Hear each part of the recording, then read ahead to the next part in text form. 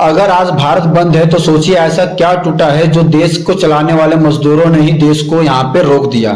ये सिर्फ हड़ताल नहीं, ये आक्रोश की आग है। और अगर आप अब भी ये कह रहे हैं मुझे क्या लेना है देना है इस बात से, तो सुनिए जरा मेरी बात को ध्यान से। आपका लेना देना हर उस रोटी से है जो किसी और के पसीने से पकती है आपके लिए। देश बंद तब होता है जब मजदूरों की उम्मीद मर जाती है। और अफसोस यह है कि यह मौत से कोई ब्रेकिंग न्यूज नहीं कहता। 25 करोड़ लोग, कोई ट्विटर ट्रेंड नहीं बना, कोई न्यूज चैनल यहाँ पे चीखा नहीं, कोई सरकार इनके आगे झुकी नहीं। लेकिन सवाल अभी भी यह खड़ा होता है, क्या आप खड़े हो उस आवाज के साथ, या फिर आप भी बेवजह व्यस्त हो इंस्टाग्राम, टेलीग्राम और फेसबुक के साथ। भारत बंद क्यों? सरकार ने 4 लेबर कोड लाकर जो नया सिस्टम लागू किया है वो सुनने में सुधार लगता है, लेकिन जमीनी हकीकत यहाँ पे कुछ और कहती है। इन लेबर कोड में ऐसा क्या है कि जो 25 करोड़ लोग एक साथ एकजुट हुए और सरकार के खिलाफ यहाँ पे हड़ताल किए। ओवर टाइम की लिमिट बढ़ा दी गई, नौकरी से निकालने की प्रक्रिया को आसान कर दिया गया, यूनियन ट्रेड के अधिकारों को खत्म कर दिया गया।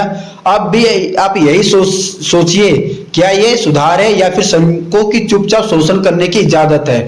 अगर आपने भी अभी भी इसके खिलाफ आवाज नहीं उठाई तो भारत बंद की आवाज आप बिल्कुल सही है। क्या वो 17 सूत्री मांगे हैं जिनके खिलाफ हमें ये आवाज उठानी चाहिए, जिन मांगों की कोई फिजूल की नहीं, ये हक है इंसाफ का, जीने की बुनियादी शर्तों का। नंबर 1, लेबर कोड रद्द हो। नंबर 2, सरकारी कर्मचारियों की न्यूनतम सैलरी 26,000 वेतन मिले। नंबर 3, ईपीएफ और ईएसआई हर मजदूर को मिले। नंबर 4, पेंशन पुरानी स्कीम लागू हो, ठेका प्रथा खत्म हो। नंबर 6, महिलाओं कर्मचारियों का सम्मान वेतन। 7, महंगाई पर लगाम और डीए की बहाली। 8, सरकारी क्षेत्रों में निजीकरण बंद हो। 9, हर असंगठित मजदूरों को सामाजिक सुरक्षा मिले। 10, बेरोजगारी पर सरकार को जवाबदेह बनाया जाए। इन मांगों में ऐसा क्या है जो गलत है? क्या ये मेहनत करने वालों को जीने का लायक तनख्वाह भी मांगना यहाँ पे गलत है? आज भारत बंद हो रहा है तो ये सिर्फ इसलिए नहीं कि बल्कि मजदूर नाराज हैं, बल्कि इसलिए कि हर सेक्टर में असंतोष है। इस हड़ताल में आपको भी शामिल होना चाहिए। बैंक कर्मचारी, डाक विभाग कर्मी, पब्लिक ट्रांसपोर्ट ड्राइवर्स, खनन और निर्माण मजदूर, स्टील, सीमेंट और बिजली उद्योग, रेलवे यूनियन का आंशिक समर्थन भी।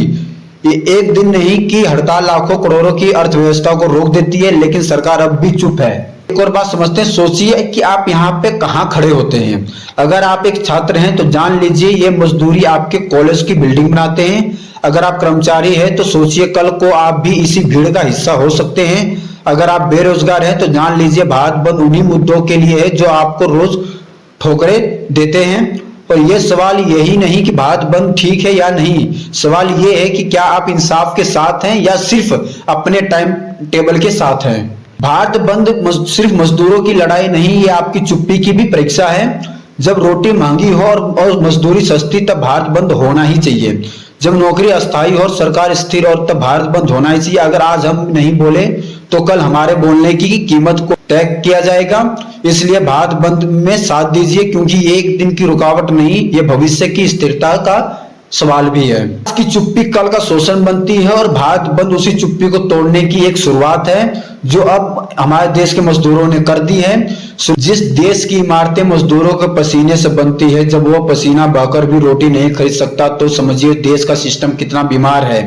भारत बंद सिर्फ एक हड़ताल नहीं, एक अलार्म है जो जागो और भुगतो। अगर आप भी चाहते हो कि मजदूरों का उसका सम्मान मिले, हर कर्मचारी को उसका हक मिले, तो इस वीडियो को शेयर कीजिए, आवाज बनिए, जबकि हर एक का हाथ में न्याय नहीं मिले। और ये सवाल रुकने वाला नहीं है। सिर्फ भारत बंद ही नहीं, ये इंसाफ की शुरुआत है।